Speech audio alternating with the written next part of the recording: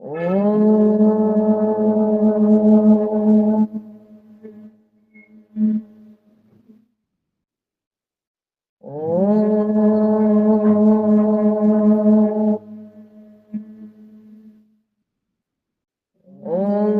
सहना भवतु सहनौ भुनक्तु सह वीर्यं करवावहै तेजस्विनावधीतमस्तु मा विद्विषावहै।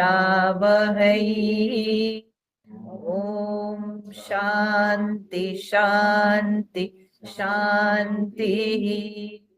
गुरुर्ब्रह्मा गुरुर्विष्णुः गुरुर्देवो महेश्वरः गुरुरेव परं ब्रह्म तस्मै श्री गुरवे नमः। तस्मै श्री गुरवे नमः।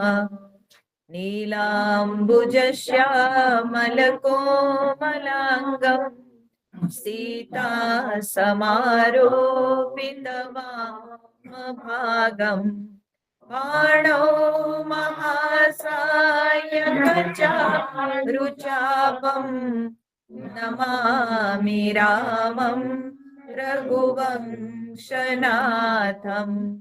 नमामि रामं रघुवंशनाथम्। अतुलितबलधामं हेमशैलाभदेहम् धनुजवनकृशानुं ज्ञानिनामग्रगण्यम् सकलगुणनिधानं वानराणामधीशम् रघुपतिप्रियभक्तं वातजातं नमामि। रघुपतिप्रियभक्तं वातजातं नमामि।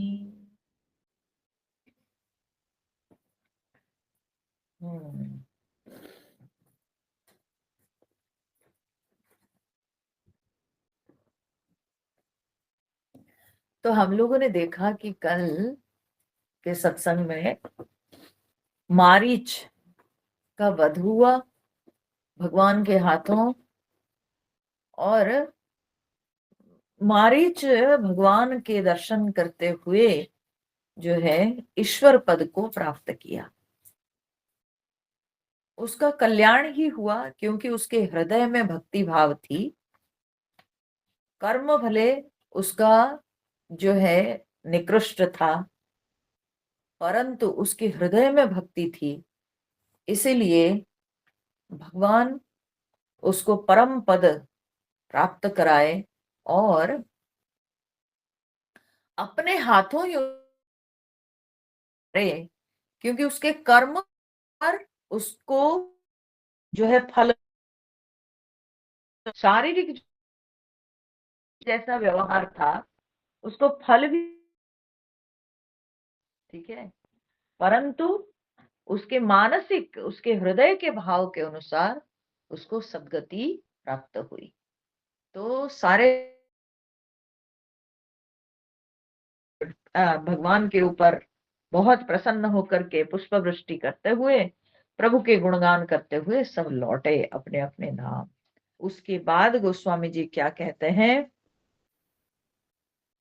खलबधि तुरत फिरे रघुबीरा, सोह चाप कर कटि तूनीरा। आरत गिरा सुनी जब सीता, कह लक्ष्मण सन परम सभीता।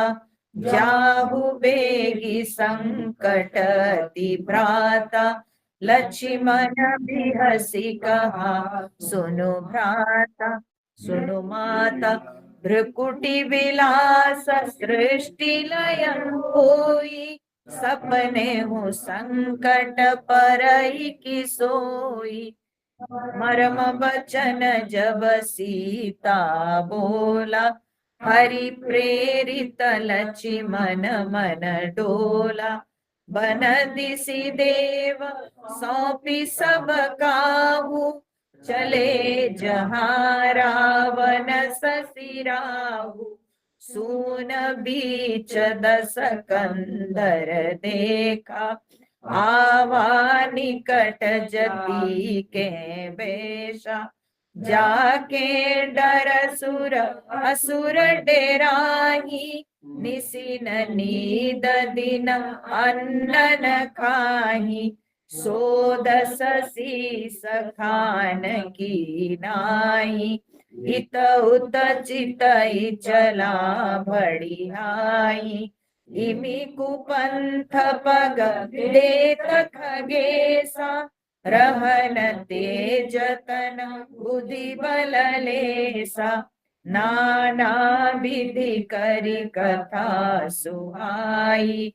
राजनीति भय प्रीति देखाई, कह सीता सुनु जति गोसाई, बोले बचन दुष्ट की नाई, तब रावण निज रूप देखावा, भई सभय जब नाम सुनावा, कह सीता धरि धीर गाढ़ा, आई गया प्रभु रघुखल ठाढ़ा, जिमि हरि बधुहि क्षुद्र सस चाहा, भय सिकाल बस निशिचर नाहा, सुनत बचन दस शीस रिसाना, मन महु चरण बंदी सुख माना,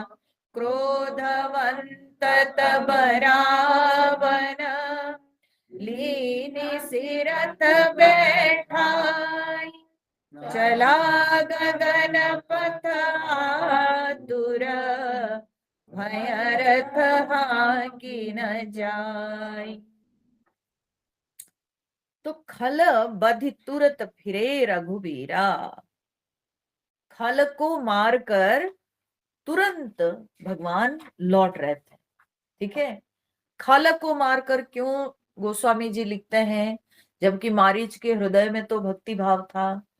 इसलिए लिखते हैं क्योंकि उसका जो शारीरिक कर्म था वो सही नहीं था, उसने कपट रूप में भगवान को जो है फंसाया।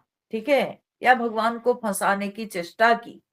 ठीक है, तो क्योंकि वो कपट रूप धारण किया था, क्योंकि उसकी शारीरिक क्रिया सही नहीं थी, उस दृष्टि से, सांसारिक दृष्टि से उसका कर्म सही नहीं था, तो इस कारण से उसको खल विशेषण गोस्वामी तुलसीदास जी देते हैं। और तुरंत भगवान तुरंत लौट रहे हैं। क्यों? क्योंकि भगवान का ध्यान है सीता जी के ऊपर। भगवान सीता जी को छोड़ के आए हैं आश्रम में, तो इसलिए भगवान तुरंत लौट रहे थे।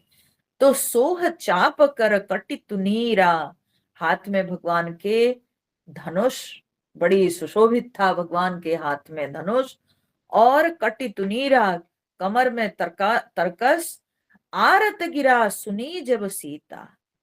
भगवान तो उधर से तुरंत लौट रहे हैं, लेकिन वो तो भगवान को बड़ी दूर ले गया था ना, तो आने में तो समय लगेगा, पैदल भगवान आ रहे हैं।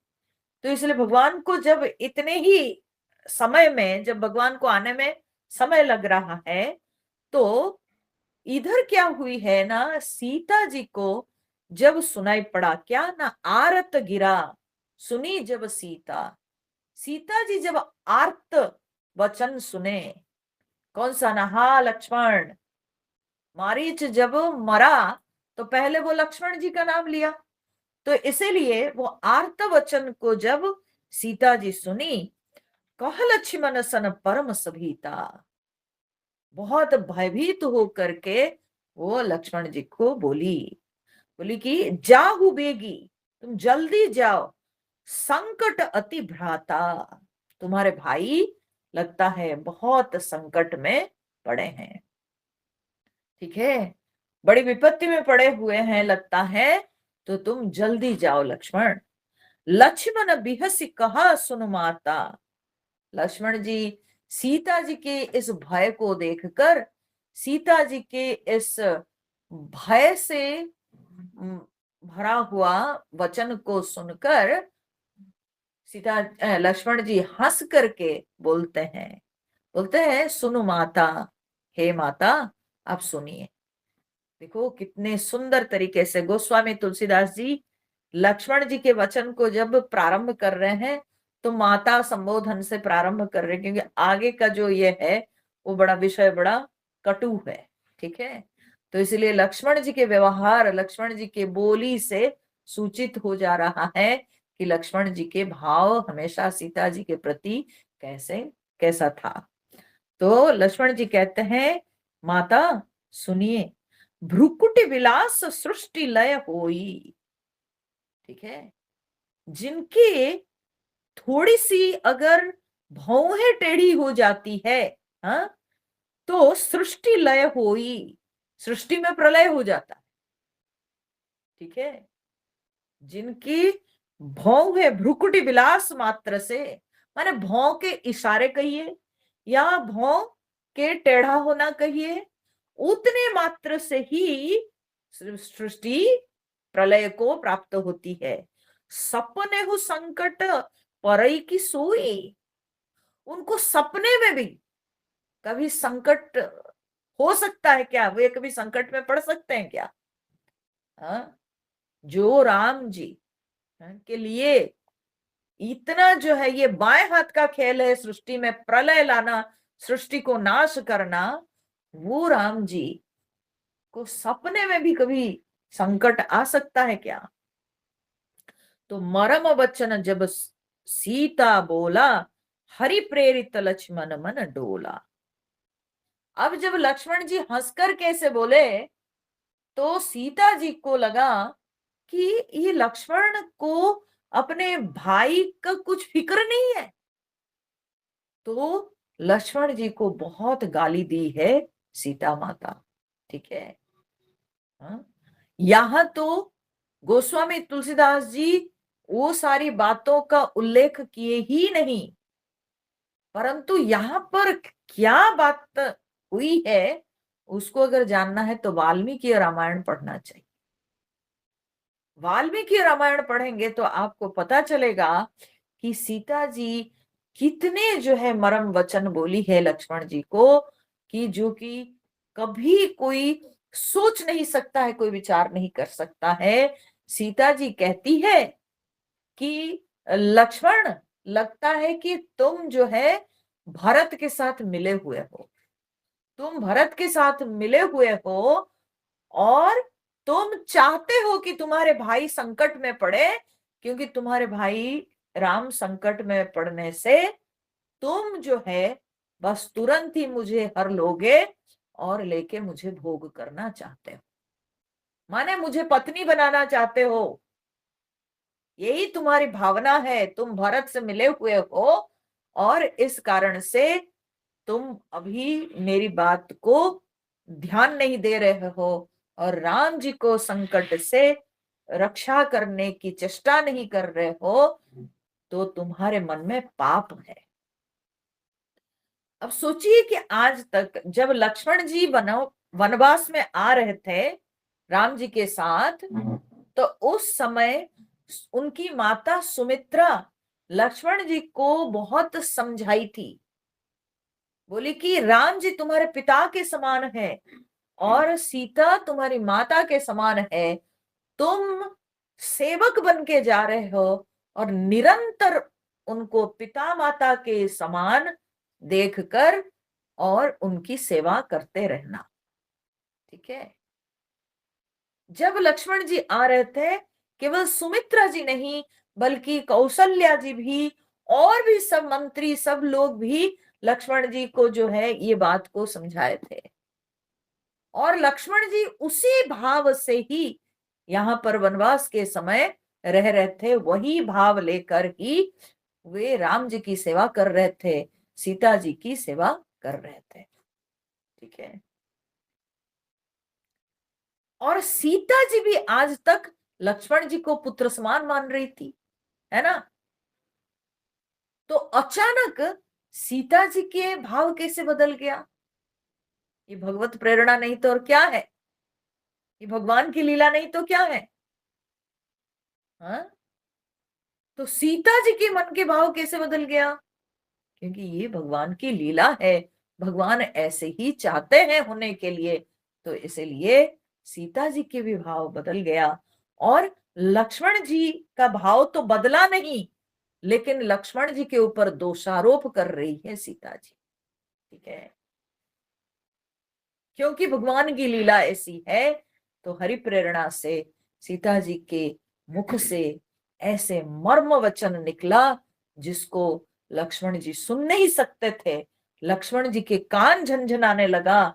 लक्ष्मण जी को उस समय जो है बहुत कष्ट अनुभव हुआ। तब लक्ष्मण जी के पास और कोई उपाय नहीं था, तो कहते हैं गोस्वामी जी, हरि प्रेरित लक्ष्मण मन डोला। देखिए ये भी बात है कि इतनी सारी बातें सुनकर के भी लक्ष्मण जी को कोई, हाँ, कठिनाई नहीं होती, परंतु यहां पर भी भगवान की प्रेरणा, यह भी भगवान की लीला कि अब लक्ष्मण के मन डोलने लगा। ठीक है, लक्ष्मण जी के मन में हलचल सृष्टि हुई सीता जी की बात सुन के। नहीं तो भगवान राम जी लक्ष्मण जी को बोल के गए थे, तुम बुद्धि से विवेक से जो है काम लेना, है ना, समय का विचार करके तुम काम करना। तो लक्ष्मण जी को कोई फर्क नहीं पड़ता, सीता जी के ये सब बातों को सुन करके लक्ष्मण जी को कोई फर्क नहीं पड़ता। पर आज लक्ष्मण जी के मन भी डूल गया। क्यों? क्योंकि हरि प्रेरणा, भगवान की प्रेरणा ऐसी थी। भगवान चाहते थे कि रावण जो है सीता जी का अपहरण करे, तभी तो रावण पाप करेगा, तभी तो मरेगा भगवान के हाथों। तो इसीलिए हरि प्रेरणा से लक्ष्मण जी के मन हिलने लगा। नहीं तो प्रश्न उठेगा कि लक्ष्मण जी जैसे सेवक भगवान के, उनके मन कैसे चंचल हुआ? वो लाख बातें सुनकर के भी वो भगवान के बात का तो उल्लंघन नहीं करते हैं। वो सीता जी को अकेले कैसे छोड़ के चले गए? बोले नहीं, ये भगवान की प्रेरणा ऐसी थी, तो इसलिए लक्ष्मण जी के मन जो है हिलने लगा। बन दिसी देव सौंपी सब काहू, चले जहां रावण ससिराहू। वन दिशी माने वन देवता और दिक देवता, इन सब को सौंप कर, सब काहू, तो सीता जी को जो है उन्होंने इन देवताओं को सौंप कर फिर क्या किए ना, चले जहां रावण ससिराहू। तो बोले रावण रूपी चंद्रमा के लिए राहु के समान राम जी जहां थे, वहीं पर जो है लक्ष्मण जी चले गए। अब यहाँ पर एक प्रश्न उठता है कि गोस्वामी तुलसीदास जी ने तो नहीं दिया कि वो 3 रेखा खींच करके जाते हैं। ठीक है, गोस्वामी जी ने नहीं लिखा। वाल्मीकि रामायण में भी ये बात नहीं है। ठीक है, वाल्मीकि रामायण में भी यह बात नहीं है। परंतु रामायण जो है ना, रामायण की कथा ये प्रायः सभी अनेक पुराणों में पाई जाती है। ठीक है, कम ज्यादा करके यह रामायण की कथा जो है ये अनेक पुराणों में पाई जाती है। तो अलग अलग पुराणों में अलग अलग प्रकार से, हाँ, दी गई है। मुख्य कथा तो समान रहती है, लेकिन उसमें कहीं कहीं थोड़ा बहुत जो है भाव में प्रभेद दिखता है। ठीक है, वाल्मीकि रामायण में ये 3 रेखा खींच के लक्ष्मण जी का जाना ये उल्लेख नहीं है। गोस्वामी तुलसीदास जी भी यहाँ पर उल्लेख नहीं करते हैं। ठीक है, परंतु अन्य रामायणों में कहीं कहीं ये देखने को मिलता है। पर जो भी हो, लक्ष्मण जी जो है निकले। ठीक है, और वन देवता दिक देवता आदि सबको सीता जी को सौंप कर तब वे जो है वहां से निकले। सून बीच 10 कंधर देखा, आवा निकट जति के वेशा। ठीक है, अब उस समय क्या हुआ, 10 कंधर रावण, उसने जब देखा, सून बीच माने शून्य है, कोई है ही नहीं, अकेली सीता जी। ठीक है, तो सूना एकदम, सब सुनसान। ठीक है, तो ऐसे शून्य में जब उसने देखा सीता जी को, ये मौका उसको मिल गया, तो आवा निकट जति के वेशा, और वो जो है सीता जी के समीप आया, कैसे वेश में? ना जति मतलब यति, यति मतलब क्या है? ना सन्यासी। वाल्मीकि रामायण में कहते हैं त्रिदंडी, त्रिदंडी स्वामी के वेश में वो आया। ठीक है, त्रिदंडी स्वामी जो होते हैं वो बड़े निष्ठा पर होते हैं। ठीक है, अपनी साधना में उनकी निष्ठा बहुत जबरदस्त होती है, और वे लोग बहुत प्रकार के जो है साधना किए रहते हैं, अनेक प्रकार के यज्ञ किए रहते हैं, तो इसलिए त्रिदंडी स्वामी पर किसी को शंका नहीं हो सकती। तो रावण क्या किया ना, त्रिदंडी सन्यासी के वेश में आया, कि सपने में भी कोई उनके ऊपर शंका, उसके ऊपर कोई शंका नहीं कर सकता है। तो इसलिए वो वैसे ही वेश में आया। जाके डर सुर असुर डराही, निसिन नींद दिन अन्न न खाही, सोदस शीस स्वान की नाई, इत उत चित चला भड़ी आई। बोले जाके डर सुर असुर डराही, जिसके डर से देवता दानव लोग डरते रहते हैं।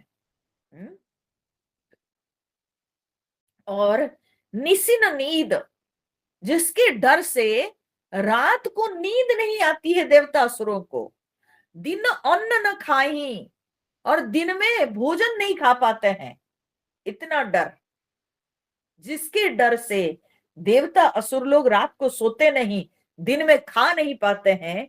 सो दस शीस स्वान की नाई, वो 10 मुख रावण श्वान की नाई, कुत्ते के समान, श्वान मतलब कुत्ता, वो कुत्ते के समान इत उत चित चला भड़ी हाई, इधर उधर देखता हुआ, माने बड़ा बहुत संकोच के साथ, बड़े डर के साथ इधर उधर देखता हुआ चोर के जैसे चला भड़ी हाई। ठीक है, निकला भड़ी हाई मतलब चोरी करने, कुत्ते के समान इधर उधर देखता हुआ वो चोरी करने निकला। ठीक है, घर घर में घुसने वाला को जो है, घर में घुसने को कहा जाता भड़ियाई।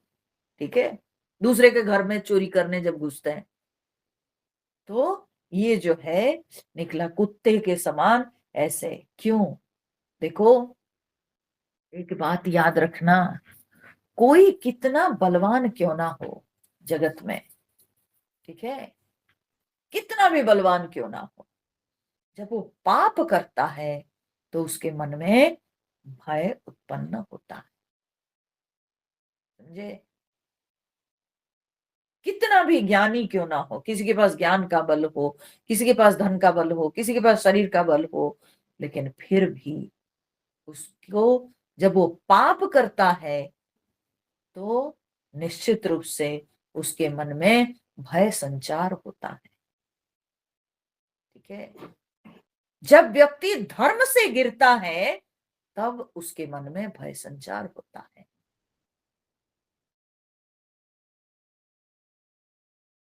बल काम में नहीं आता है, उस समय उसका शारीरिक नहीं, उस समय उसका धन बल साथ नहीं, बल्कि उसको डर मन में हो जाता है।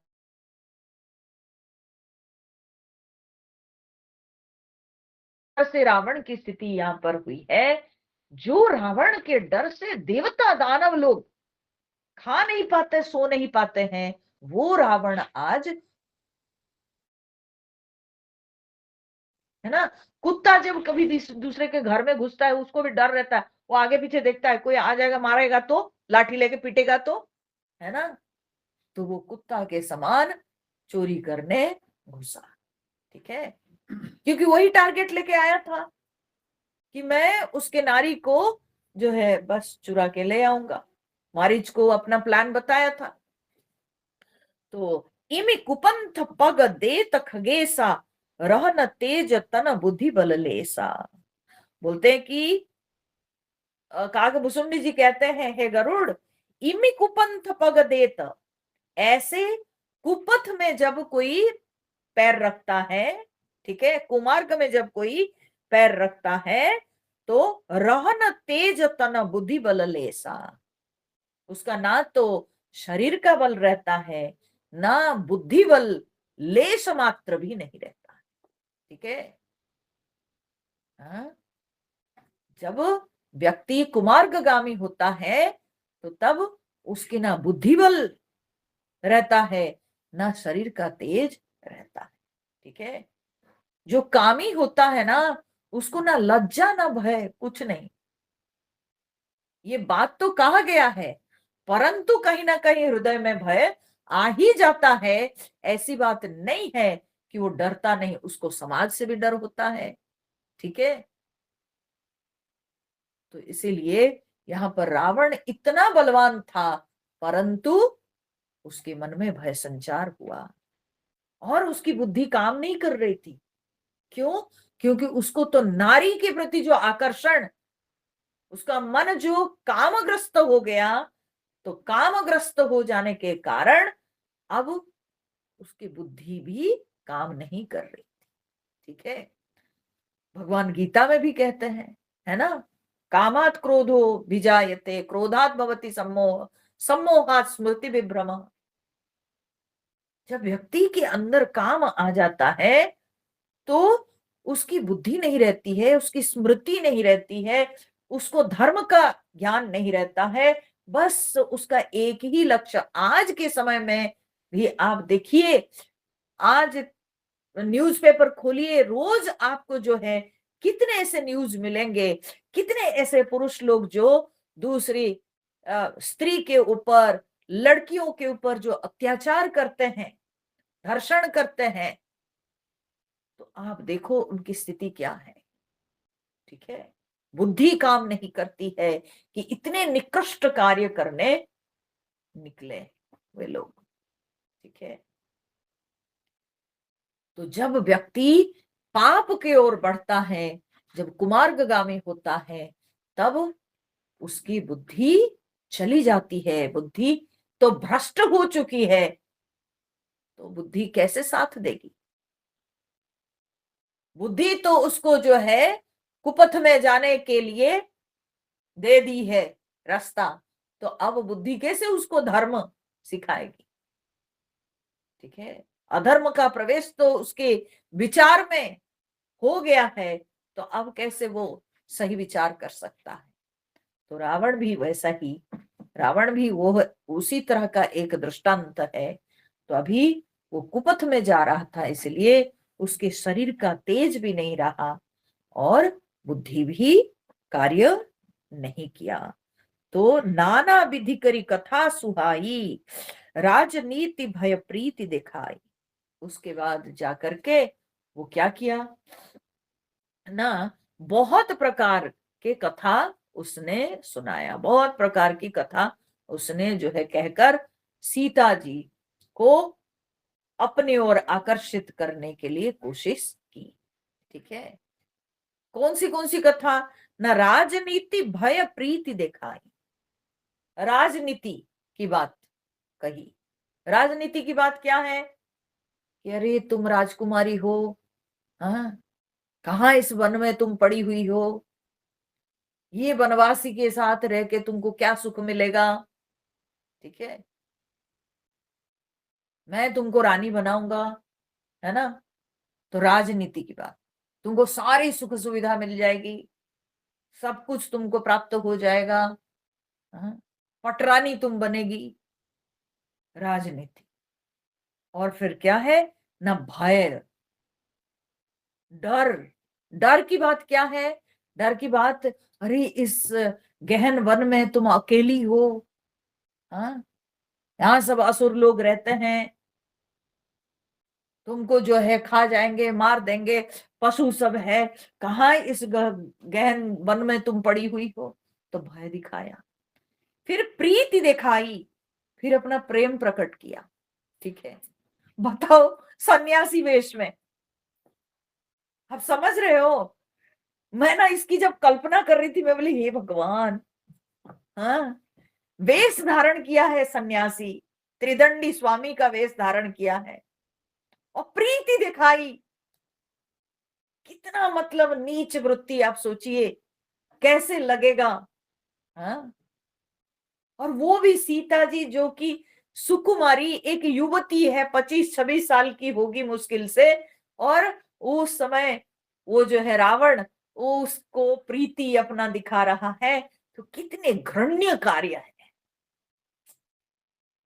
मैं कभी कभी ऐसे सोचती हूँ, पता है मेरे को ऐसे लगता है, ऐसे समाज में भी बहुत बार देखने को मिलता है, वृद्ध व्यक्ति है ना, और लड़कियों के साथ जो है गलत व्यवहार करते हैं, गंदे व्यवहार करते हैं।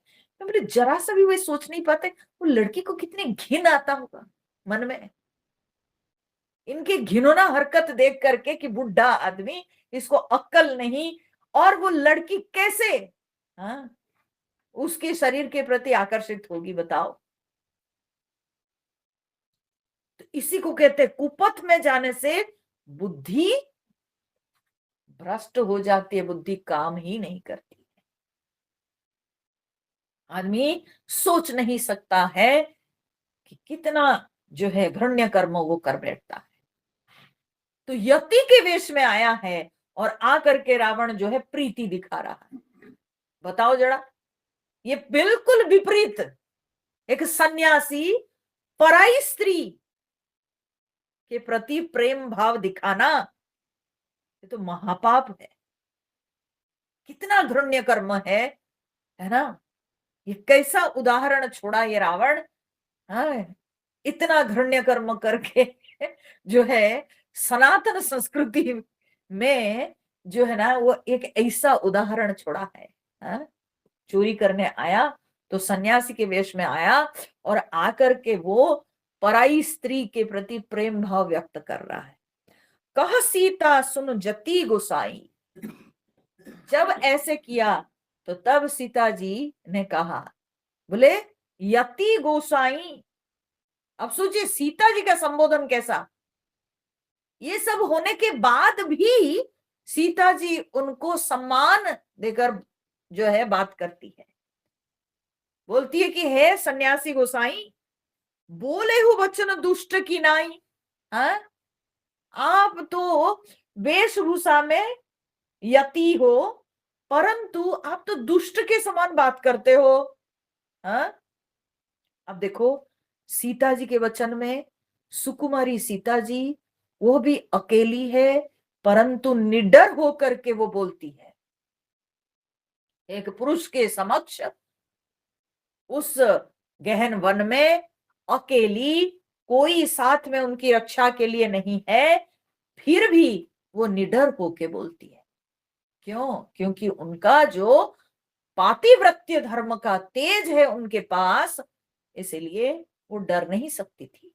वो निडर होके बोलती है, निर्भीक होके बोलती है। ठीक है। और दूसरी बात यह भी है, उनके मन में कहीं ना कहीं विश्वास होगा कि अभी लक्ष्मण गए हैं और तुरंत ही ये दोनों भाई लौट आएंगे। ठीक है। उनके मन में ये विश्वास होगा। ठीक है। तो वो निडर होके बोलती है।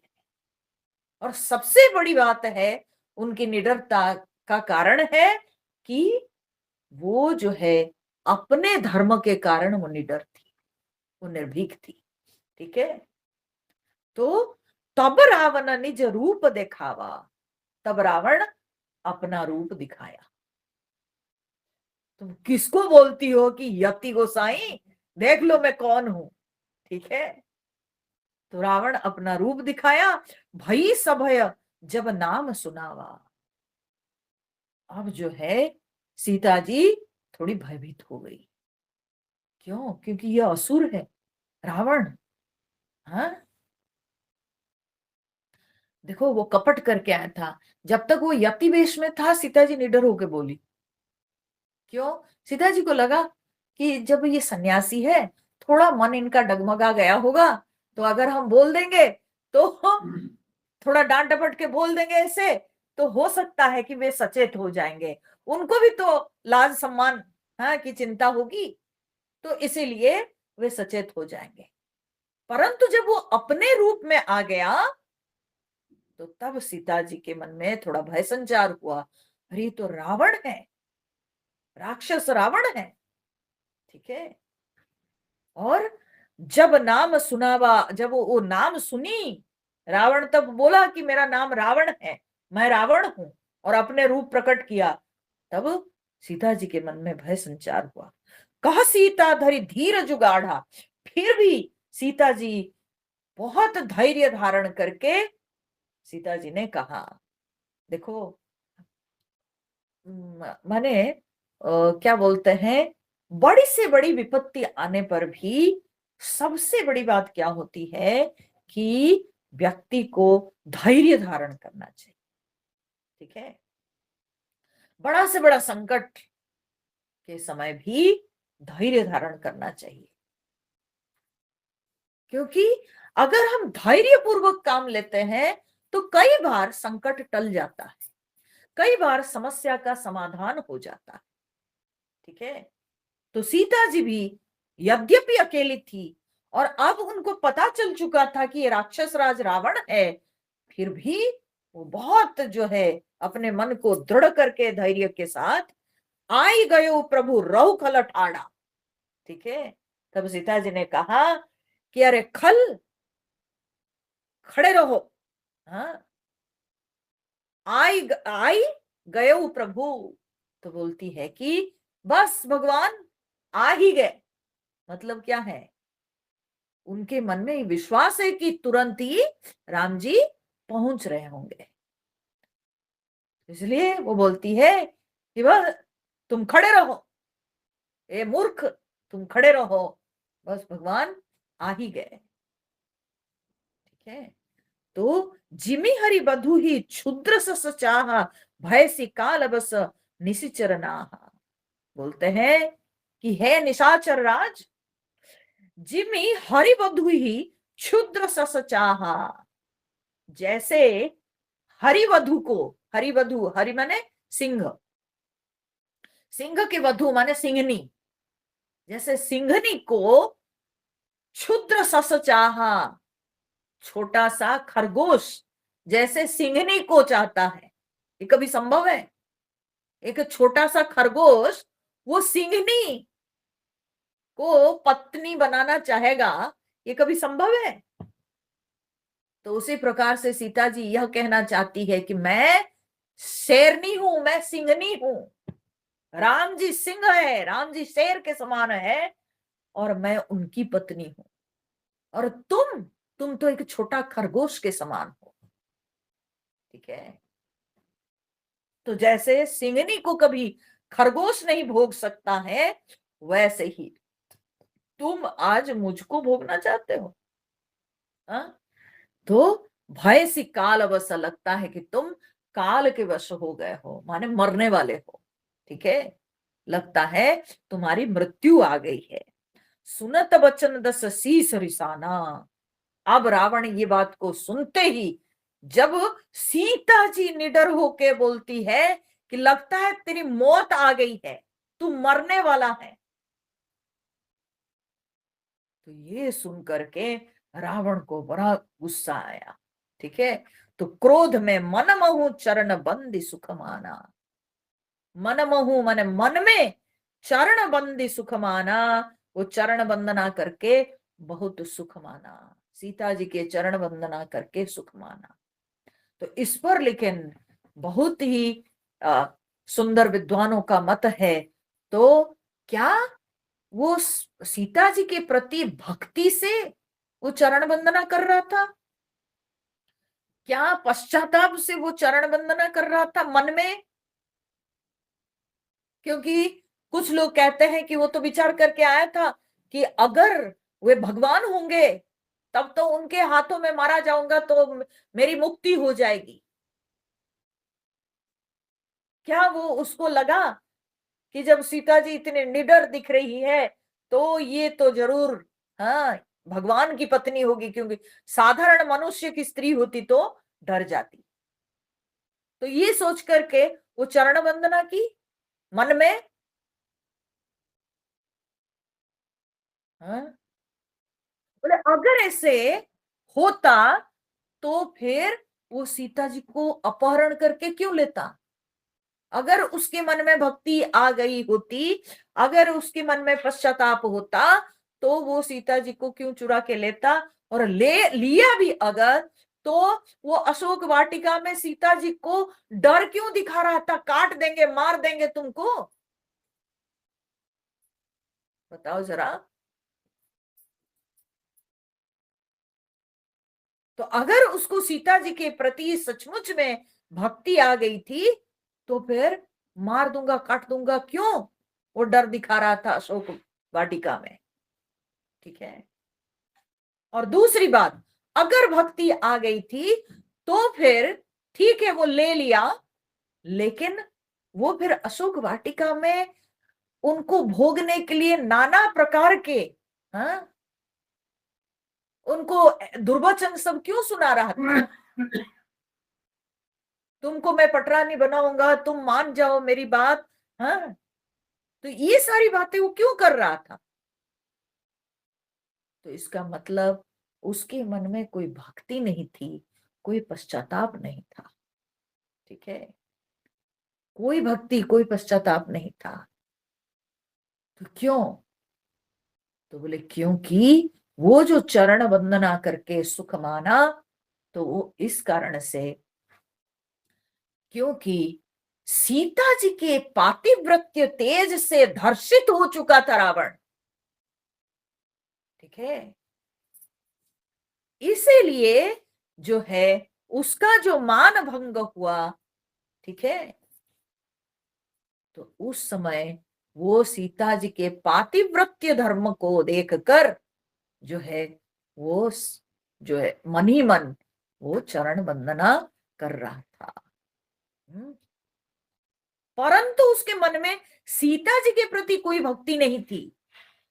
ठीक है, सीता जी के प्रति कोई भक्ति नहीं थी, परंतु वो मन ही मन जो है उनके चरण वंदना इसलिए कर रहा था, क्या स्त्री है, कितना इसके अंदर पातिव्रत्य, हाँ, भाव है, कितना तेज है। परंतु सीता जी के प्रति उसको कोई भक्ति सम्मान नहीं था, और इसीलिए वो जो है अपने कार्य में तत्पर था। तभी क्रोधवंत तब रावण लीन सी रथ बैठाई, चला गगन पथ आतुर भय रथ हाँ कि न जाए। हाँ? क्रोधित रावण तब लीन सी रथ बैठाई, वो क्या किया न, रथ पर लेकर के, हाँ, बैठा लिया सीता जी को। यहाँ तो इतना ही वाल्मीकि रामायण में ये सब का वर्णन इतना, मतलब ये सब है कि बहुत ही माने सुन करके एकदम हृदय जो है विदारित हो जाता है।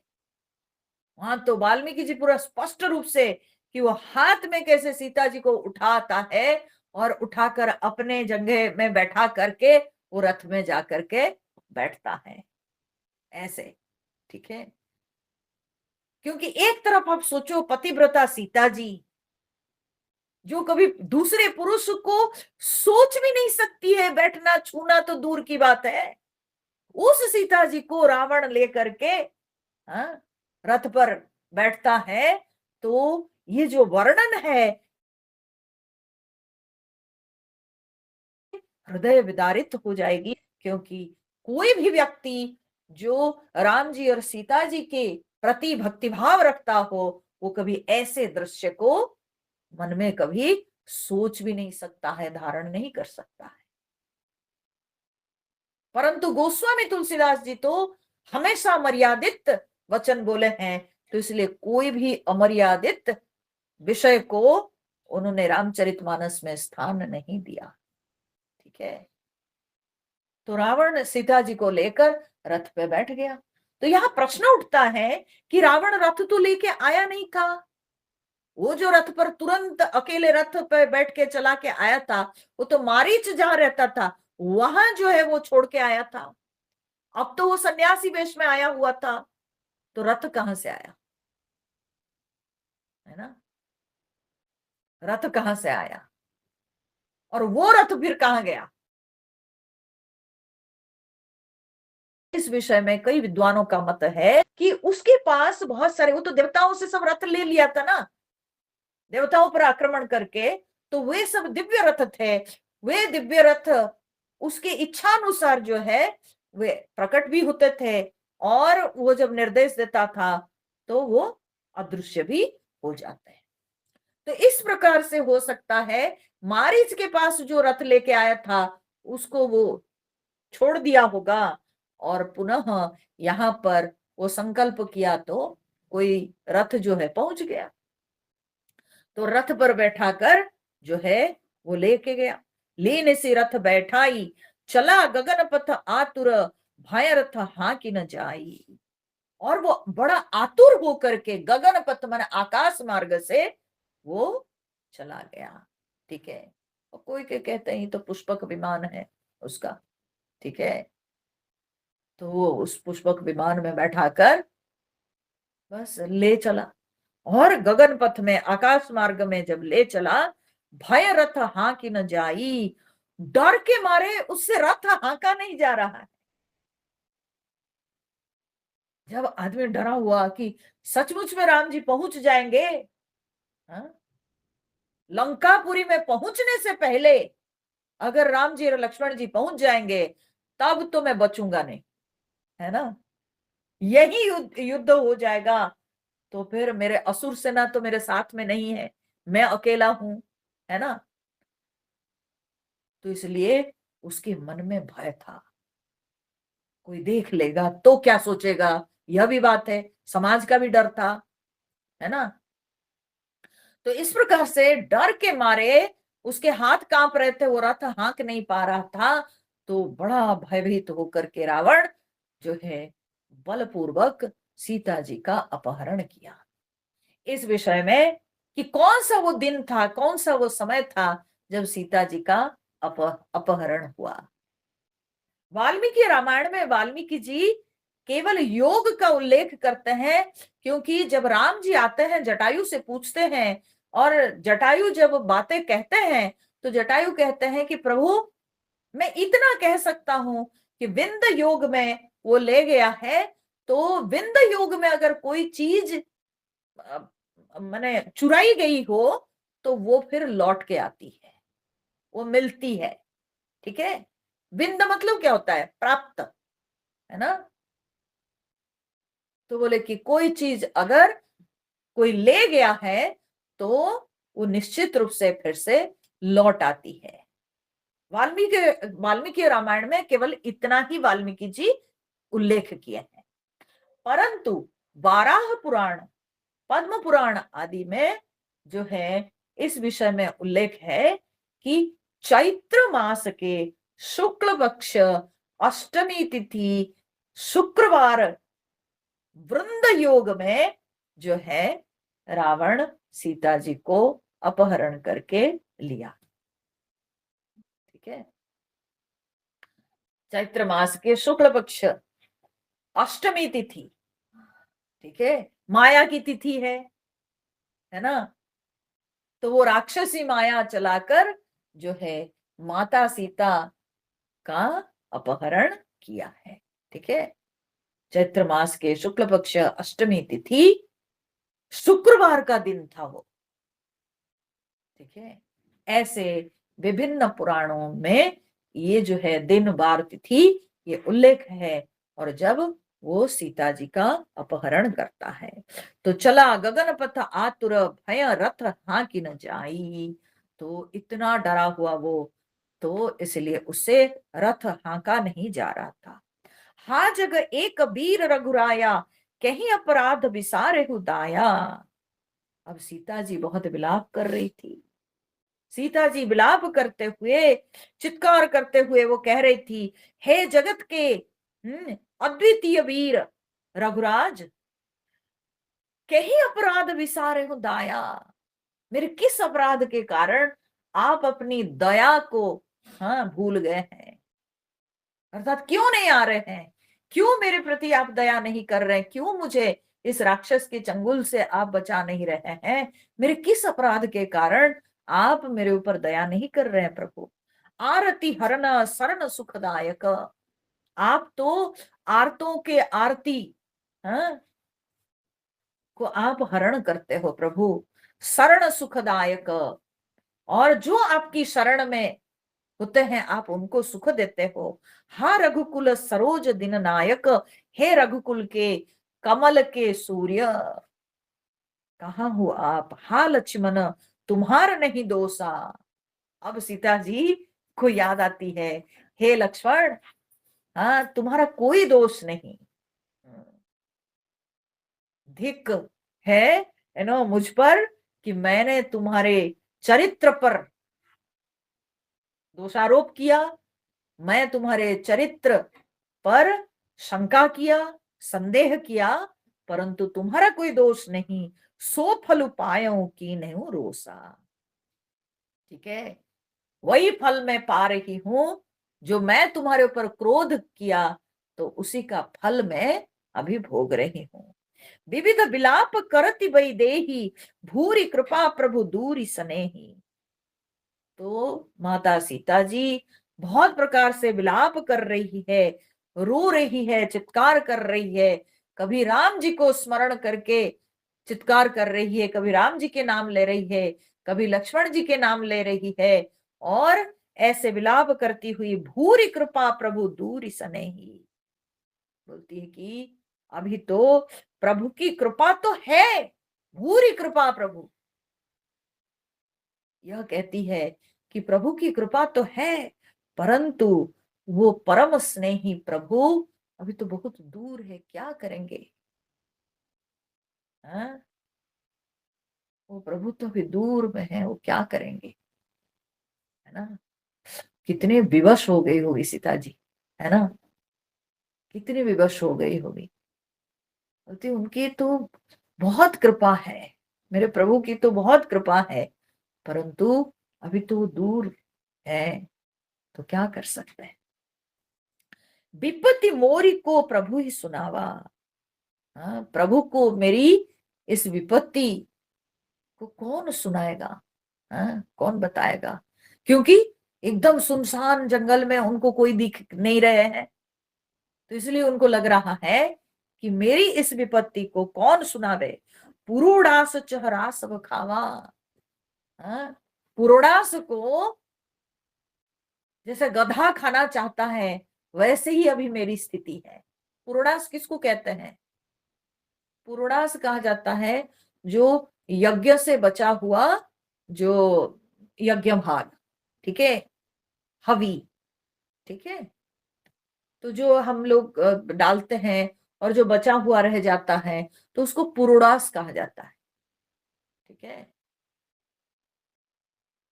तो उसको जो है गाय को खाने दे दिया जाता है। हाँ,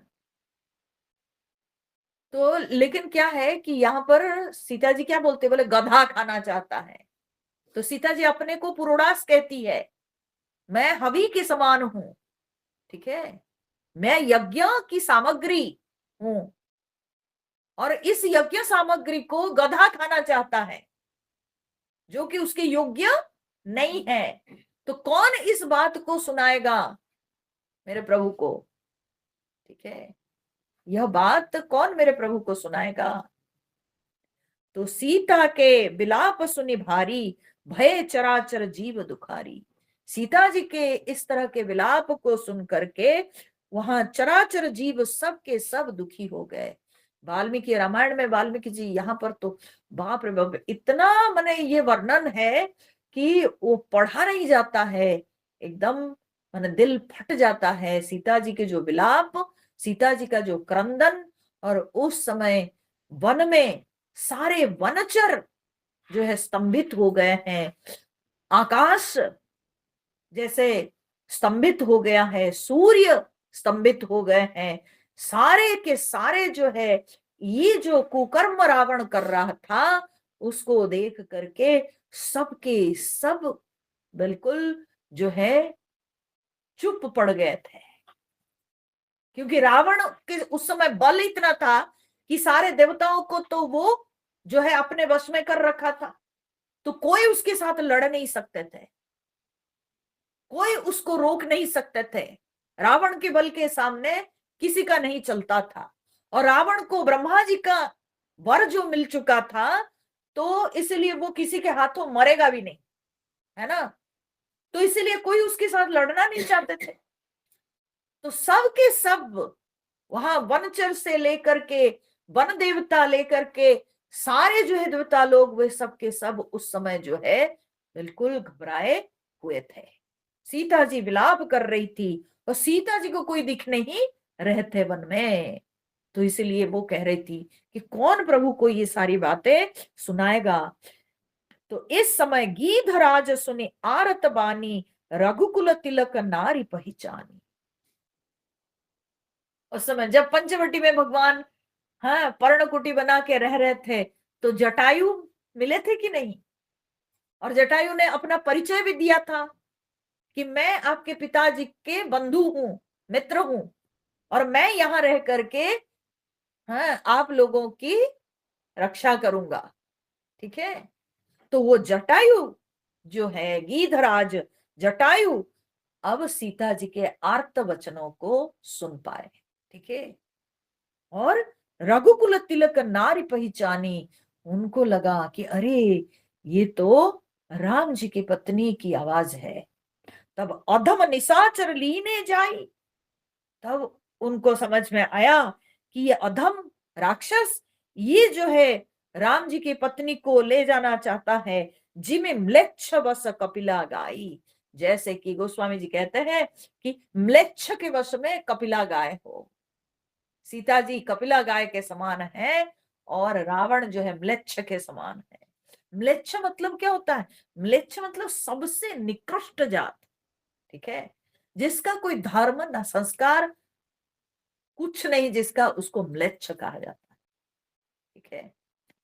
तो जैसे म्लेच्छ कपिला गाय, हाँ, को जैसे खींच के ले जाता हो, ठीक वैसे ही जटायु को लगा। तब सीते पुत्री करसी जनि त्रासा, क्योंकि पहले भी उन्होंने परिचय दिया था कि मैं दशरथ जी, तुम्हारे पिता दशरथ जी का मित्र हूं, तो पिता के समान हो गए ना।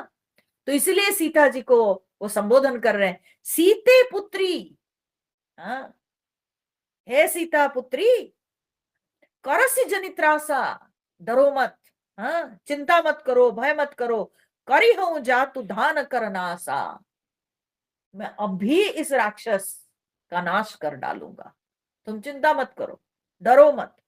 धावा क्रोधवंत खग कैसे, छूट ही पबी पर्वत कहूं जैसे। और ये कह करके वे धावा बोल दिए। ठीक है। जटायु उसके ऊपर आक्रमण किए। कैसे? बोले छूट ही फबी, फबी मतलब वज्र, फबी शब्द का अर्थ होता है वज्र। ठीक है। बोलते पवी, सॉरी फबी नहीं, पवी, पवी होता है वज्र। ठीक है। तो बोलते हैं जैसे कि वज्र जैसे छूटता है, पर्वत कहूं जैसे, जैसे पर्वत की ओर जैसे वज्र जाता है, वैसे ही जटायु रावण के ऊपर आक्रमण किए। माने जटायु क्या कि अपने पंख को सटा करके ऐसे रावण की ओर जाकर के उसको आक्रमण किए। ये तो गीध है ना, तो ऐसे आक्रमण किए, देख करके लगा जैसे कि वज्र जा रहा है, पर्वत, हाँ, को चोट देने। ठीक है। तो पर्वत पर वज्र की चोट पड़ने से क्या होता है? पर्वत चूर चूर हो जाता है। रावण भी तो वैसे ही है ना, राक्षस कुल का है, विशाल शरीर है उसका, तो इसलिए वो पर्वत के समान है। तो जटायु उसके ऊपर आक्रमण किए वैसे। रे रे दुष्ट ठाड़ किन द्रोह हो ही, और ये कहते हुए जटायु जी कि अरे दुष्ट ठाड़ किन हो ही, क्यों नहीं तुम खड़े होते हो, रुक जाओ ऐसे। ठीक है। कह करके उस पर आक्रमण किए। निर्भय चले सी न जाने ही मोही, हाँ, तुम निडर होके चले जा रहे हो, तुम क्या जानते नहीं हो मुझे, मैं यहां पर हूं, है ना। तो आवत देखी कृतांत समाना, फिर दस कंधर कर अनुमाना। दसमुख रावण, हाँ, जब कृतांत समान आवत देखी, कृतांत मतलब होता है यमराज। हाँ?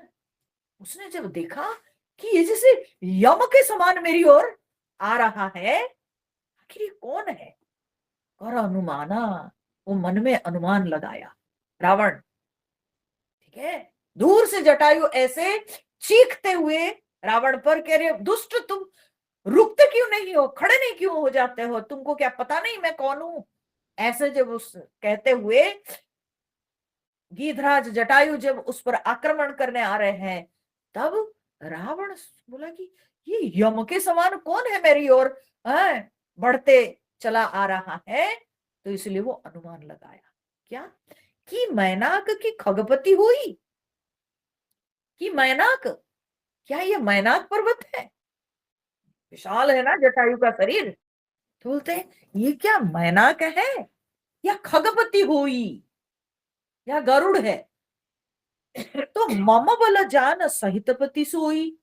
हाँ, परंतु ये तो मेरे बल को तो जानता है ना। ये अगर गरुड़ है तो ये अपने पति के साथ माने विष्णु के साथ, ये तो मेरे बल को जानता है। कितने बार देवताओं के साथ लड़ाई हुई है, तो विष्णु भगवान तो अच्छी तरह से जानते हैं रावण का बल। तो बोले ये अपने पति अर्थात अपने स्वामी के साथ ये तो मेरे बल को जानता है, तो ये क्यों आएगा, है ना। तो गरुड़ क्यों आएगा, और मैनाक, अरे कितने ऐसे पर्वतों को मैं चूर चूर कर दिया हूं, है ना। तो इसलिए मैनाक क्यों होगा, तो ये कौन है फिर, हाँ?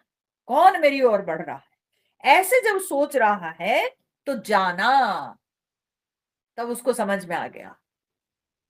हाँ, तब वो जान गया, तब तक वो नजदीक हो गया है ना, जटायु नजदीक हो गए हैं। तो इसलिए वो समझ गया, और समझ के क्या बोलता है, ओ जरठ जटायु ए, हाँ, अरे ये तो बुढ़ा जटायु है।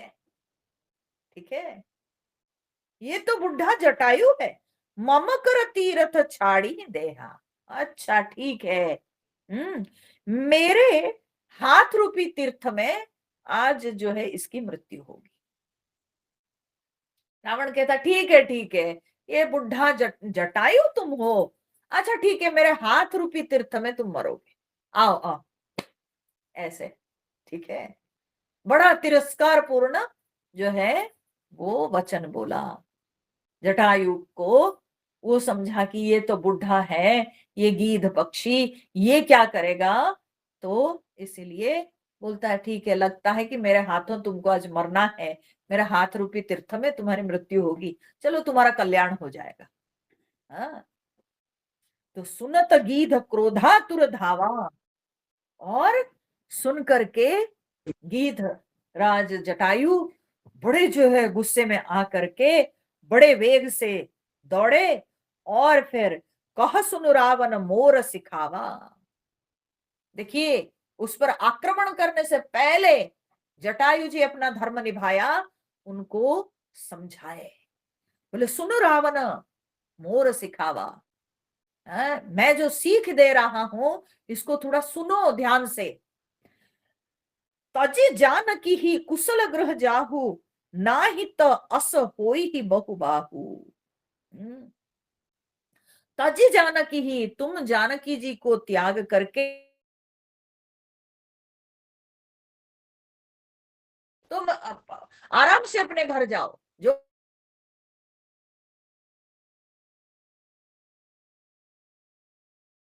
तुम सीता जी को छोड़कर तुम चले जाओ, चुपचाप अपने घर चले जाओ, ना ही तो अस होई ही बहुबाहु, हे बहुत बाहु वाले, क्योंकि रावण के बहुत सारे भुजाएं है ना, दो दो करके 20 भुजाएं होंगे, 10 कंधा है ना, 10 उसके जब कंधे हैं तो इसीलिए 20 भुजाएं हैं उसके।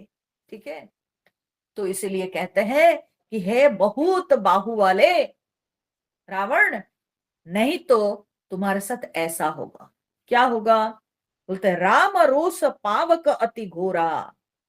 ठीक है, राम जी के क्रोध रूपी अग्नि, घोर अग्नि, भयानक अग्नि, होय ही सकल सलभ कुल तोरा। ठीक है, और तेरा सारा वंश जो है पतिंगा के समान जो है भस्म हो जाएगा, ठीक है, जल के राख हो जाएगा। राम जी के क्रोध अग्नि में तुम्हारा पूरा वंश पतिंगा के समान जलकर राख हो जाएगा। मेरी इस सीख को तुम मान लो, तुम समझ लो, और सीता जी को छोड़कर चुपचाप तुम अपने घर चले जाओ। जो तो कर लिए हो, लेकिन अभी भी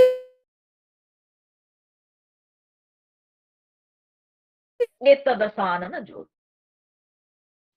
रावण जो है ना, सोचा गया है क्या एक ये क्या बोलेगा, इसको कौन सुनता है, तो कोई उत्तर ही नहीं दिया, ध्यान ही नहीं दिया, वो अपने रथ हाँकने में लगा हुआ है कि जल्दी से जल्दी मैं जाके लंकापुरी में पहुंच जाऊं, तो इसलिए उसने कोई जवाब नहीं दिया।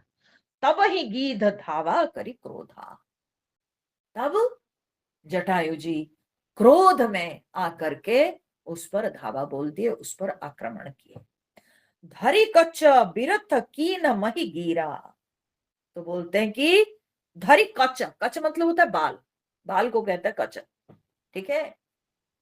तो क्या किए जटायु जी, ना उसके बाल को पकड़ करके अपने चोंच से, हाँ, उसके बाल को पकड़ करके उसको खींच करके गिरा दिए सीधा, ठीक है, मही गिरा माने उसको जमीन पर गिरा दिए, रथ से उसको गिरा दिए। सीत ही राखी गीध पुनि फिरा, और फिर सीता जी को उस रथ से हटा दिए, हटा के उनको जमीन पर बैठा दिए एक जगह, ठीक है। इतनी तक इतने मेहनत कर दिए थे जटायु जी, सोचिए। यहाँ तो कुछ भी नहीं, दो चार लाइन में गोस्वामी जी लिखे हैं वाल्मीकि में, रावण और जटायु का युद्ध भी जो है बड़ा सुंदर है, ठीक है। रावण को पटका के चोंच से आक्रमण करके नोच करके, क्या नहीं अपने पंजों से रावण को नोच करके जटायु क्या नहीं कर दिए, है ना, लहूलुहान कर दिए रावण को, ठीक है। तो मतलब रावण और जटायु के युद्ध भी जो है ना बहुत सुंदर वर्णन है ऐसे। तो यहाँ पर जो है गोस्वामी जी कहते हैं कि पटका दिए जटायु उसको, रावण को रथ से, और फिर सीत ही राखी गीध पुनि फिरा, सीता जी को बैठा करके जमीन पर, और फिर लौटे।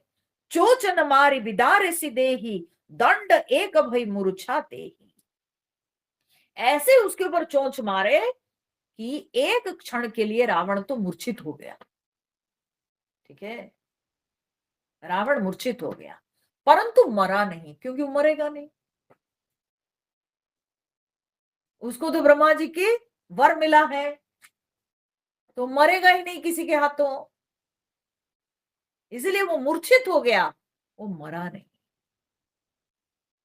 अगर उसको ये वर नहीं मिलता तो शायद जटायु के हाथों वो मरता ही, परंतु क्योंकि उसको वर मिला हुआ था, इस कारण से वो मरा नहीं, वो एक क्षण के लिए मूर्छित हो गया। तब सक्रोध निशिचर खिसियाना, उसके बाद तो उठा, वो गुस्सा के साथ पूरा उठा, काढ़ सी परम कराल कृपाना, क्या क्या निकाला अपना एक बड़ा कटार, ठीक है, बड़ा सा कृपाण मतलब होता है कटार, ठीक है, बड़ा सा एक जो है वो कटार निकाला, काटे से पंख परा खग धरनी, सीधा क्या किया, वो जटायु के पंखों को काट डाला, ठीक है, और जैसे पंख को काट डाला, सुमिर राम करी अद्भुत करनी, तब राम जी के अद्भुत लीला को याद करते हुए वो सीधा जो है जमीन पर गिर गए। रावण और जटायु की जो युद्ध है ना, रावण भी तो माया जानता है, तो आकाश में भूमि से वो ऊपर उठ जाता था तो लड़ाई होती थी, और उसके बाद वो जो जटायु के पंख को काट डाला, तो पंख कट जाने पर जटायु सीधा भूमि पर गिर पड़े, भगवान की लीला को स्मरण करते हुए, भगवान को मन में स्मरण करते हुए सीधा भूमि पर गिर पड़े। सीत ही जान चढ़ाई बहोरी। और फिर रावण अब तो जो है निष्कंटक, अब तो कोई उसके लिए कांटा नहीं, कुछ नहीं। तो फिर वो सीता जी को पकड़कर लेके यान पर बैठाया, चला उताइल त्रासन थोरी।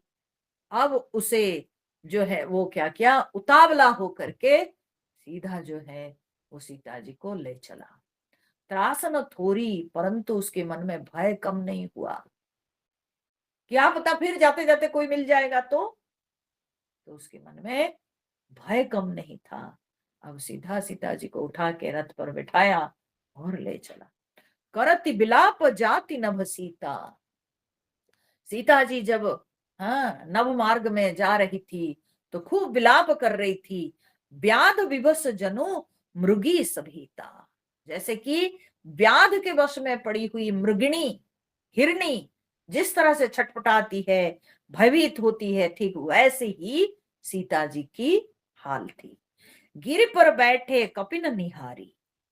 अब वो छटपटाती हुई इधर उधर देख रही थी।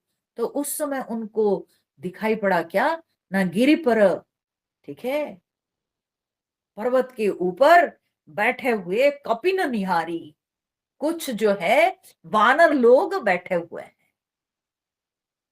ठीक है, उनको दिखाई पड़ा।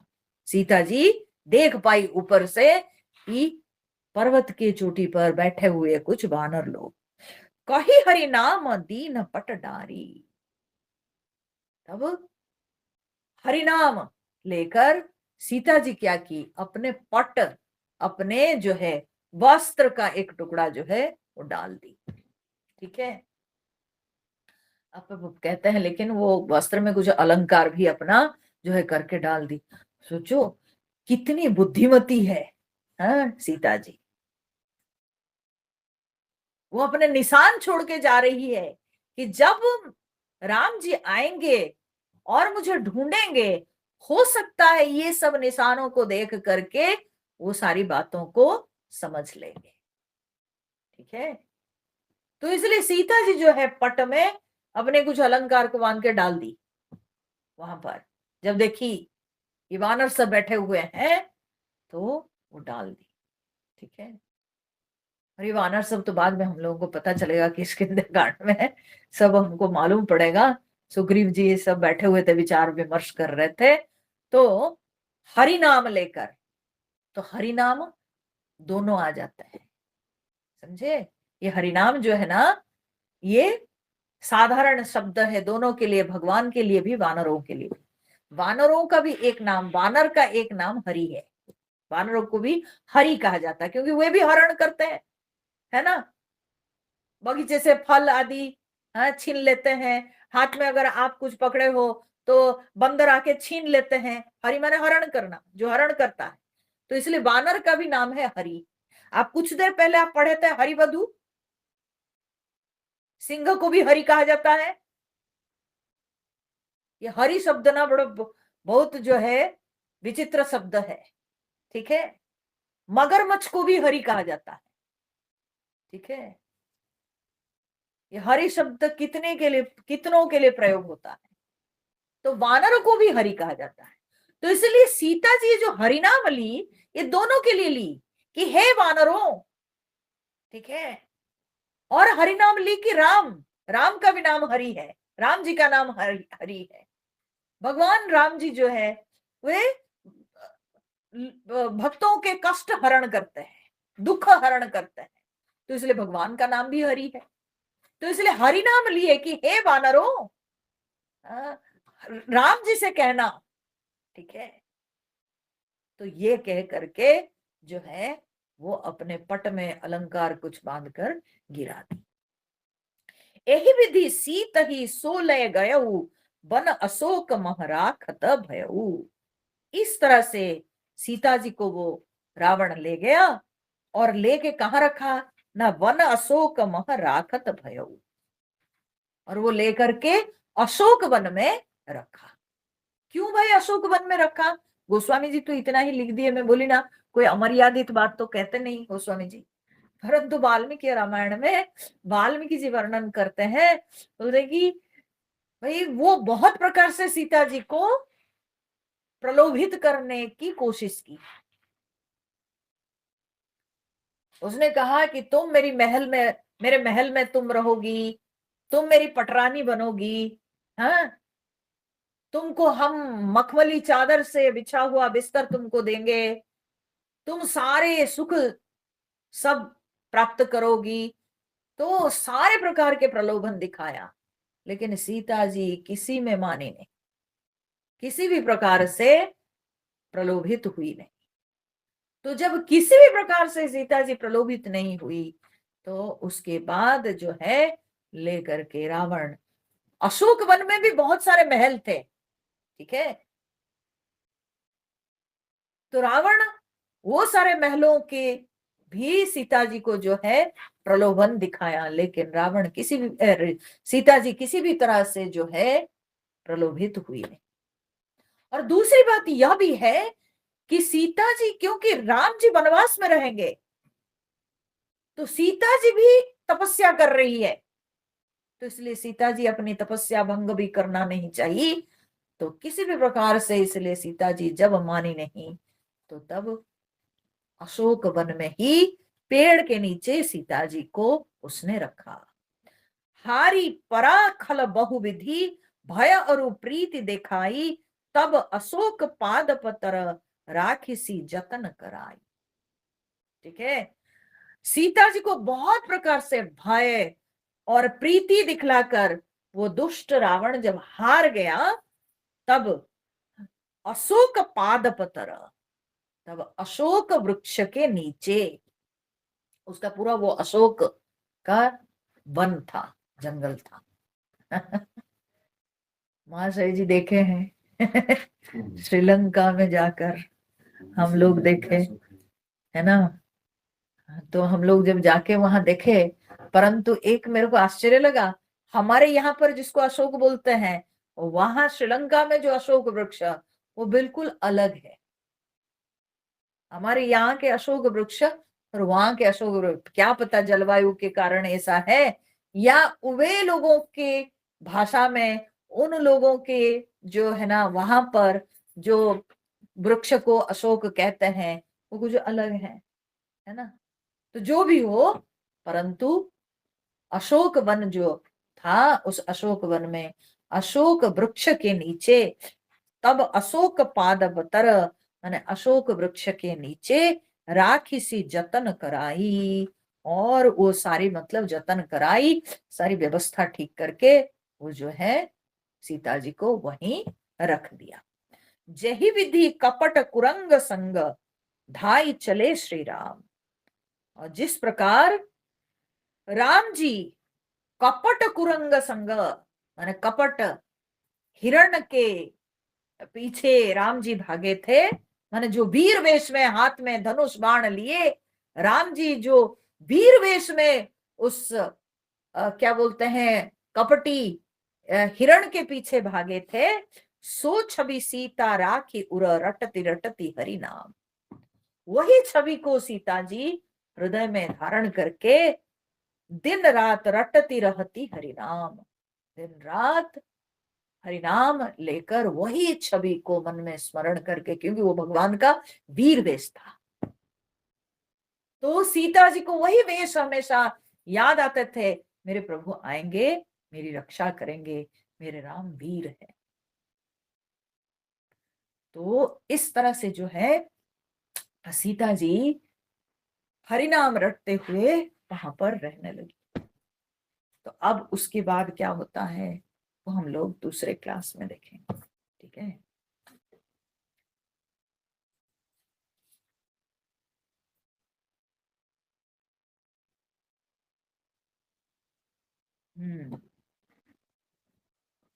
क्योंकि सीता जी के मन में ये विश्वास था कि भगवान निश्चित रूप से आएंगे, उनकी रक्षा करेंगे, और राम जी जो है क्षत्रिय हैं, वीर हैं, राम जी कभी सीता जी को भूल नहीं सकते हैं।